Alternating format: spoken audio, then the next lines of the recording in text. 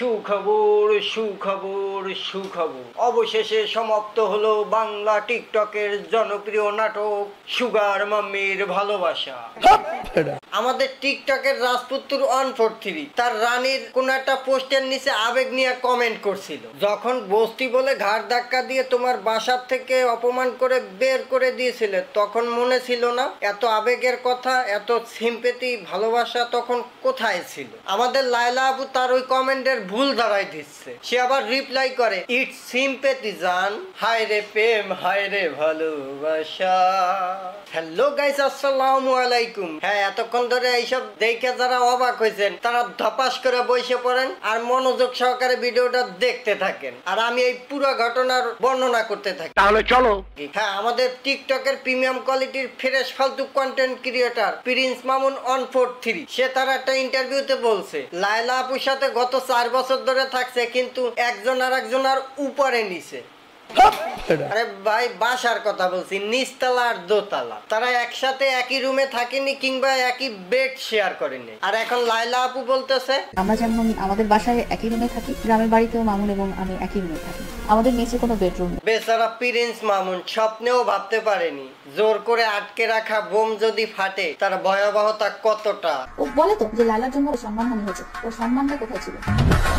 Prince Mamun ভাবছিল পৃথিবী ধ্বংস হয়ে গেল কোনোদিন লায়লা আপু তার মুখ খুলবে না, কারণ লায়লা আপু তো তার প্রেমে অন্ধ। প্রিন্স মামুন যেভাবেই চালাচ্ছে সে সেইভাবেই চলতেছে। রাস্তায় মার খাওয়ার পরে, এত অপমান হওয়ার পরও সে তার মুখ খোলেনি। তবে হ্যাঁ, সে মুখ খুলছে, এমন ভাবে খুলছে মনে হচ্ছে রাশিয়ার থেকে এক একটা মিসাইল আইনা ছুঁড়ে ছুঁড়ে মারতেছে। মামুনের সোশ্যাল মিডিয়াতে তার পেজ ভালো একটা ছিল, কিন্তু সেটা এই স্টেজে ছিল না। সেটা যে স্টেজে ছিল সবাই জানে, রাস্তাঘাটে মাইক খাইতো।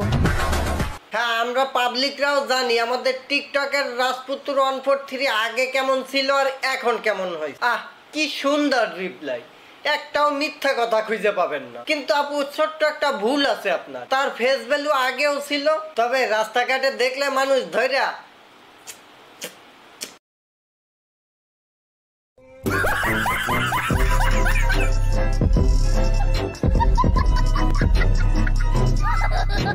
নামে রাজপুত্র হলেও মাথার চুলের এমন কালার করে চলাফেরা করতো, দেখলে মনে হয়তো কোন দেশের রাজপুত্র তার ধৈর্যা তার মাথার উপরে পটি করে দিচ্ছে।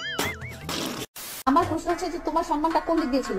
বাইরে ভাই, আমি কোনোভাবেই বিশ্বাস করতে পারতেছি না, চিনতেও পারতেছি না এই কি আমাদের লায়লা আপু কি মিসাইল মারতেছে। এখন কথা হচ্ছে, আমাদের টিকটকের রাজপুত্র 143 কি এগুলা হজম করতে পারবে? তুমি নাচো গাও, সেই হিসেবে তোমাকে তো মিডিয়া কর্মী হিসেবে ধরেই না।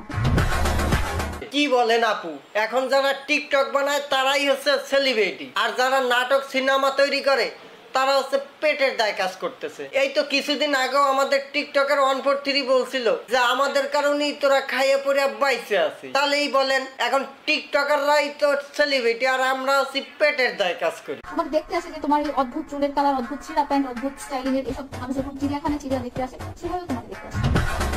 হায় রে হায় রে হায়, শেষমেশ চিড়িয়াখানার পশুদের সাথে তুলনা। ওই বানরের সাথে যে একটা সেলফি তুলে মানুষজন চিড়িয়াখানা তুলেন না আপনারা, ওটাও কিন্তু তুলে, তাহলে কি বানরের একটা সম্মান হয়ে গেল? আমার প্রিয়জন যদি আমার নিয়ে এইরকম মন্তব্য করতো, আমি এতক্ষণে 1 কাপ মধু খাইয়ে 3 দিন অজ্ঞান হয়ে থাকতাম।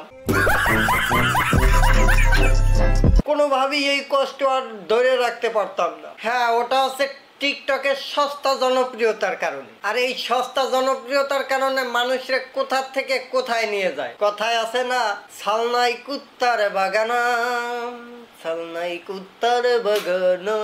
আজকের ভিডিওটা এই পর্যন্তই। সবাই ভালো থাকবেন, সুস্থ থাকবেন। আর হ্যাঁ, ভিডিওটা ভালো লাগলে লাইক কমেন্ট শেয়ার করতে ভুলবেন না। তবে ফেসটা কিন্তু ভুলে যাবেন না। দেখা হচ্ছে আবারও।